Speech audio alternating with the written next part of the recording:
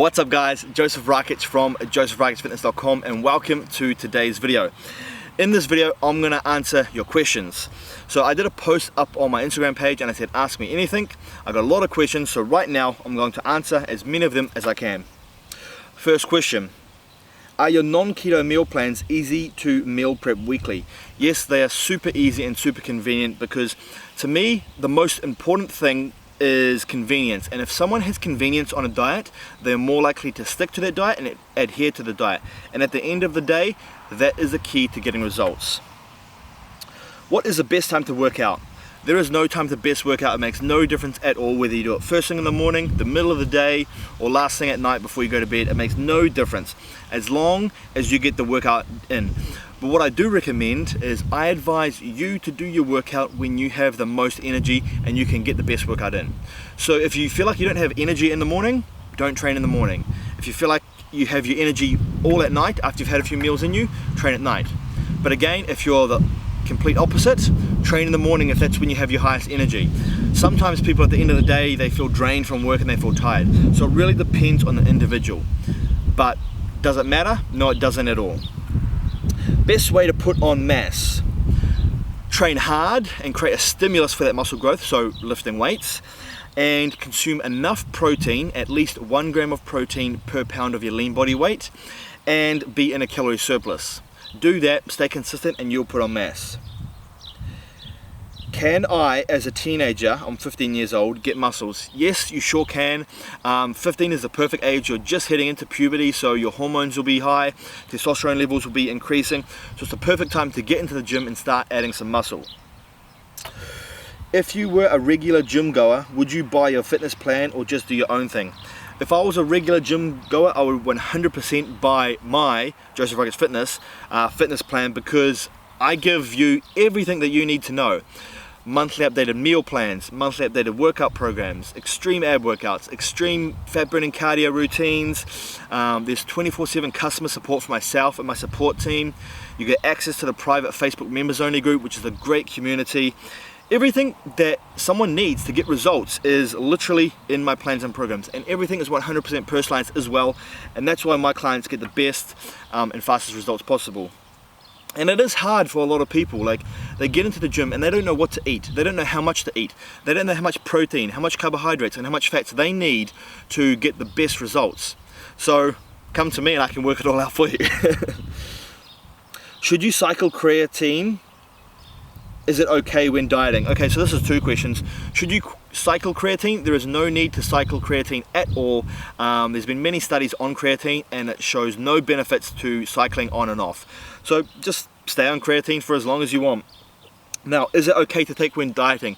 Yes, creatine is okay to take when dieting, and I do recommend that you take creatine when dieting, because anything that helps build muscle and build strength will help maintain muscle and maintain strength when you are in a calorie deficit dieting. What happens to my body if I get stronger but I don't eat in a surplus or neither a deficit? So basically you're eating at maintenance. So what will happen if you're eating at maintenance, you're going to maintain your current physique, but you will get stronger. What's a good plan on starting a keto diet, especially when you don't eat regularly? Honestly, everyone's different and everyone responds differently to different things. So you have to find out what works for you. That might be 3 meals per day. That might be 6 meals per day. Some people like 3 meals per day better because it's easier for them to stick to the plan. They only have to have breakfast, lunch and dinner. Then some people like 6 meals a day because they get quite hungry throughout the day, so having multiple meals helps them adhere to their meal plan. Now, it comes down to personal preference. Again, what I'm saying is intermittent fasting may be the best thing for you, because if you fast for half the day, then you can consume the bulk of your calories later on in the evening, and that is another way to help you adhere to the diet. So again, it really comes down to what works best for you, and that all comes down to trial and error. What happens if we forget to take creatine for a day? Nothing much, but just make sure you take it the following day, or as soon as you remember, make sure you take the creatine then. But you don't want to forget taking creatine. You don't want to miss any days, and the reason I say that is because for creatine to work, creatine must be saturated within your muscle cells. And the only way to saturate your muscle cells with creatine is to take 3 to 5 grams of creatine per day. If you do this, your muscle cells will stay saturated, therefore you get all the benefits from creatine, like more strength, more endurance, more water in the muscle cell, and more muscle growth. But if you miss a day, it's not the end of the world. Your muscles will still be saturated. Just make sure you take it as soon as you remember you forgot. How can only target belly fat without losing muscles? You cannot spot reduce your body fat. When you lose body fat, you lose it from all over. The best way to lose body fat from your belly is to lose it all over, and that's done through a calorie deficit plus cardio. Now, how do you keep your muscle while dieting? That comes down to consuming enough protein in order to maintain your muscle but burn body fat. How often do you take a week off the gym, and how do you know if you need to? I try to take 2 weeks off the gym per week. It's very hard for me to find a week where I can take off just because I love the gym, but I'm hoping I can go to like Fiji one time for a week or on a cruise for a week, and I'll take that week off just to let my body and my central nervous system recover. I advise that you should take a week off the gym if you're feeling run down, you're feeling tired, and you're just feeling physically drained. Can you build muscle while in a calorie deficit? Yes, you can build muscle while in a calorie deficit. A calorie deficit and a calorie surplus are basically just the net total effect of, you know, the day or the week or whatever the time period is. Now, if you are in, let's just say for example, your maintenance calorie intake is 2,500. Now let's say you're consuming 2,000 calories a day. You're technically in a calorie deficit for that day because you're in a 500 deficit. So you are losing body fat and you are in a deficit. But now you have to remember is every time you consume a meal, you are in a short period of a calorie surplus. So you are in short periods of a calorie surplus while in a deficit, and you can still gain muscle because each time you consume that meal, you are in a small calorie surplus, which means an anabolic state, which means a muscle building state. It's the total overall net effect, which will determine gaining weight or losing weight. Do you gain weight when coming off keto? No, you don't gain body fat when coming off keto if your calories are kept the same. So if you're on keto, which is moderate protein and high fat, and you go to a normal diet, all you need to do is remove all the calories from the fat and put the carbohydrates in your diet. If you balance calories to what they were, you won't gain any body fat. You may gain a little bit of weight in the terms of water, and that is because carbohydrates do make you retain a little bit of water, especially because carbs produce insulin, and insulin also makes the kidneys hold on to salt and sodium. With low levels of insulin on the keto diet, your body actually flushes out that salt and sodium, so you do drop a little bit of water weight, and that's why you actually look leaner on the keto diet. When cutting, do you drop straight to a deficit or slowly drop calories per week? When I start my cutting diet, I drop straight into a calorie deficit. Straight away, hit day one with a deficit. Then when your body fat plateaus, when you stop losing body fat, that's when you want to make adjustments every so often. And those adjustments are either decreasing your calories or increasing your cardio. What's your opinion on BCAAs and glutamine? BCAAs are great, they help build muscle. However, if you are bulking and in a calorie surplus, consuming lots of protein, you probably don't need a BCAA drink. Same with glutamine, you probably don't need it. Now, glutamine's good for building muscle, but you probably get enough of it in your diet, so it's something that I don't really supplement with. However, glutamine in high dosages is very good for the gut. So if you have, gut problems, I would supplement with glutamine then. In regards to the BCAAs, I would only use BCAA supplementation if you are dieting and on a very, very low calorie diet, and your protein intake is not as high as you would like it to be. That is when BCAAs could be very beneficial. They're also very good at suppressing your appetite as well if consumed via a flavored BCAA drink. And that is one of the key things to sticking to a diet when you are on low calories, blunting your hunger.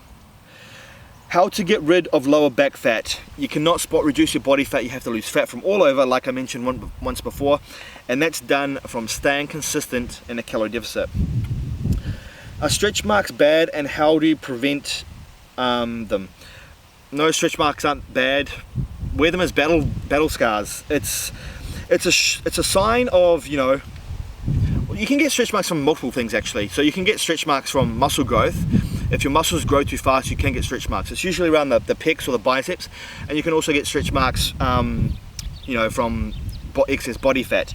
Now, the best way to prevent yourself getting stretch marks is drink a lot of water, stay hydrated, because the more hydrated you are, the less chance there is for your skin to get stretch marks. Also supplement with these specific vitamins: vitamin C, vitamin A, zinc, and vitamin E. Those 4 vitamins are very important for skin health, and supplementing with them will minimize your chance of getting stretch marks. I actually have a full article on my website as well. I'll leave a link in the description box down below. You can go check that article out. It's got so much information about stretch marks. I cover every single aspect of it, so go and check that article out. Do you find that people have better results on keto meal plan? It seems to be much more popular. Yeah, I do. People do get better results on the keto plan. Now, I'm not saying keto produces better results, because if this diet here is a keto diet and this diet is a normal diet, and both are of equal calorie deficit, the results in fat loss will be equal. However, people get better results on the keto diet because of many reasons. One, you drop a lot of water weight and you look leaner, which is motivating to go even harder. 2, you feel really good, you feel amazing, which is another reason to go even harder.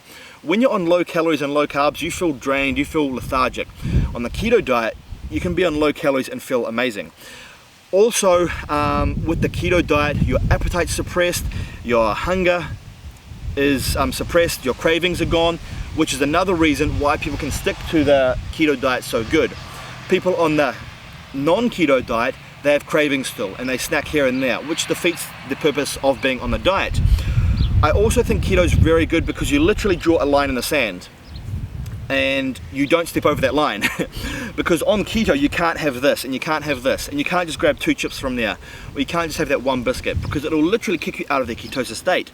So I think most people stick to the keto diet more so than being on another diet, because when they're on the other diet they feel like, oh, I'll just have this will be alright, or this 1 meal will be alright, oh, I'll just have some burgers and fries, it'll just 1 meal won't hurt. But on that keto diet, your mentality is, I can't actually do that, which usually gets people to adhere to the diet better, which leads to better results. So yes, I do say keto is a superior option. Where was I? Can you bulk while doing intermittent fasting, or is intermittent fasting just for cutting? You can bulk on a fasting plan as long as you are consuming a surplus of calories in the time that you eat. However, I would say it is mostly due to people who are trying to cut and lose body fat, but that's not to say it can't be done. How do I keep my metabolism as high as possible when in a calorie deficit? Include refeed days into your diet, which is a high calorie day.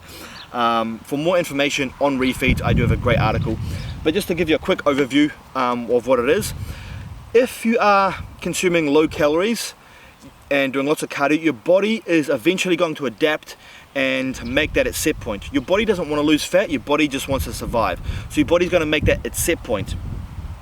So your metabolism and everything's going to down-regulate in order to burn less calories so you don't starve to death. Now, a refeed day is a day where you increase your calories into a surplus and consume quite a bit of carbohydrates, unless you're on a keto diet, that is. But if you're not, you consume quite a bit of carbohydrates, and that increases your metabolism, boosts your leptin and boosts your T3, which allows you to keep your metabolism high while still in a dieting phase. So that is very beneficial when trying to keep your metabolism up during a cutting phase. What's your opinion on SARMS? I honestly don't know enough about SARMS to have a really solid information.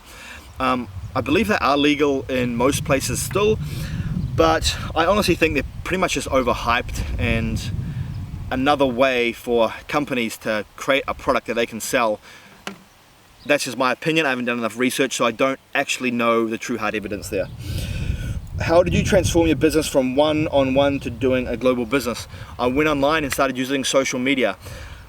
Facebook, YouTube, Snapchat, Instagram, Twitter, everything, and I just put as much content as I could online, and as much valuable content, I should say. Best way to bulk up. I'm pretty sure I've answered this question, but train hard, create a stimulus for the muscle growth, keep protein intake high, at least 1 gram per pound of your lean body weight, and be in a calorie surplus, more calories than you burn on a day-to-day basis. Do those 3 things, stay consistent, and you will gain weight. What do you drink throughout the day? Throughout the day, I basically just drink water. In the morning, I will have some lemon water, as it's good for digestion and breaking down protein, also detoxing the liver. And that's about it. When I am in a serious cutting phase, I will drink BCAAs during the day, as it helps suppress my appetite. Anyway guys, that is the Q&A video done for today. I hope you enjoyed it. I hope you learned a few things. A new video every single other day on my YouTube channel, so make sure you subscribe if you are new here. And don't forget, if you do need help with a meal plan or workout program, you can click the link in the description box down below and I can work it all out for you. Anyway guys, thanks for watching, and I'll see you in the next video.